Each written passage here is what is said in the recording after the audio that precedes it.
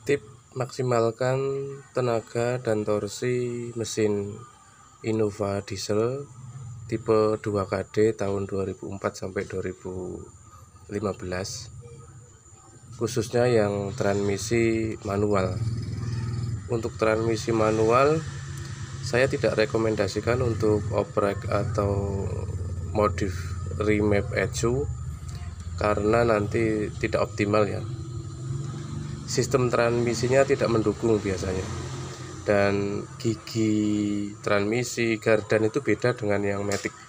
Namun kalau yang matic itu saya rekomendasi bisa remap karena tenaganya bisa maksimal disalurkan ke roda langsung gardan, dan jenis gardannya beda, ada sedikit perbedaan. Ini saya fokuskan kepada yang transmisi manual. Memang tidak bisa secepat atau sekencang yang matic, tapi torsinya bisa dioptimalkan karena gigi 1 dan 2-nya cukup pendek ya, tidak seperti matic itu memang kita otomatis. Yang pertama, filter udaranya harus bersih, dicek saja, kalau sudah kotor banget ganti, itu pertama.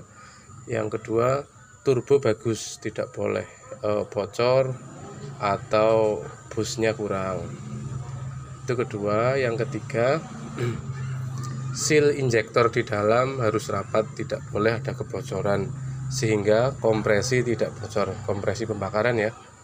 Ini menjadikan tenaga torsi RPM bawah optimal. Yang ketiga. Yang keempat, IGR, kalau yang manual IGR-nya diaktifkan standar saja karena ini membantu untuk resirkulasi gas buang untuk dijadikan bahan bakar ulang sehingga mesin lebih dingin, getaran lebih minim dan lebih irit BBM, seperti itu. Terus yang ketiga. Keempat, untuk filter map sensor ya, ini map sensor filternya itu diganti yang lebih plong, bebas lah pakai motor pakai apapun, yang penting lebih plong sehingga pembacaan tekanan turbo dari ini ya, intake manifold selang lebih tinggi di ECU-nya. Ini bisa dilihat lewat scanner. Terus selanjutnya, uap hawa mesin ini dimasukkan ke intake saja lagi, dibikin standar khusus yang manual ya. Ini menjadikan polusinya tidak begitu terasa. Selanjutnya, apabila dimasukkan ke intake, ini menjadi kan dibakar lagi nih, ini campuran uap dan oli, dibakar disalurkan ke dalam ruang pembakaran, menjadikan BBM tambahan, jadi lebih irit lah, seperti itu. Jadi uap mesin plus ada sedikit oli dibakar kembali. Selanjutnya IGR sudah. Nah, ini filter oli kalau memang sudah hitam nanti ada di dashboard, itu diganti ya. Ini 5.000 km atau 7.000 km. Biasanya ada tanda di dashboard. Ini adalah rumah filter solar. Yang di bawah water separator. Itu water separator kalau sudah banyak air di dashboard ada kedip-kedip ya.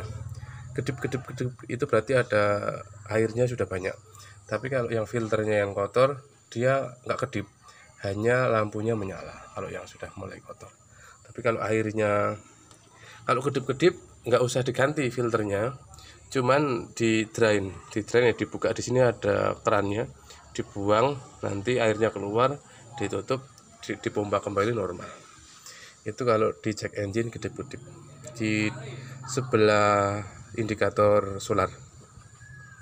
Jadi kalau yang nyala terus filter solarnya sudah kotor, kalau yang kedip-kedip water separatornya sudah batas maksimal airnya sudah minta di drain. Itu beberapa tip yang bisa saya sampaikan. Terus tambahan terakhir, busi pemanas. Ini busi pemanas. Nah, ini pastikan semuanya hidup, dicek, dibuka satu persatu, dites, karena ini akan mengakibatkan torsi di RPM awal, khususnya pagi hari, sebelum mesin panas. Kalau kita mau jalan atau mesin dingin dengan busi panas semua bagus, otomatis waktu pembakarannya lebih merata. Kalau ada mati salah satu, nanti mesin akan sedikit bergetar karena suhu setiap silinder berbeda-beda. Ini saya sarankan kalau ada yang mati satu atau dua, segera ganti supaya tenaga torsinya kembali optimal. Itu beberapa tips sederhana untuk diesel 2KD manual ya, transmisi manual, karena ini tidak direkomendasikan untuk remap ataupun ganti nozzle. Nozzle standar saja, yang penting bersih, lancar. Intinya memaksimalkan kinerja mesin dieselnya seperti baru. Jadi enak dipakai, tenaga dapat, ditanjakan enak, untuk sedikit lari juga oke. Beda dengan Matic, memang itu lebih bisa diimprove ya untuk kecepatan, torsi dan macam-macam, karena memang ya beda. Kalau ingin lebih oprek lebih dalam, bisa ganti yang Matic, tapi kalau ada kerusakan biayanya mahal. Tapi kalau untuk pemakaian harian operasional yang sedikit berat, transmisi manual lebih direkomendasikan. Itu seperti itu yang bisa saya sampaikan. Apabila ada pertanyaan, terus oli biasa saja, jangan terlalu banyak, jangan terlalu sedikit. Ini kan rekomendasinya 6,5 liter, isi saja 6. Yang penting tidak melebihi batas maksimal atau batas minimal, di tengah-tengah boleh.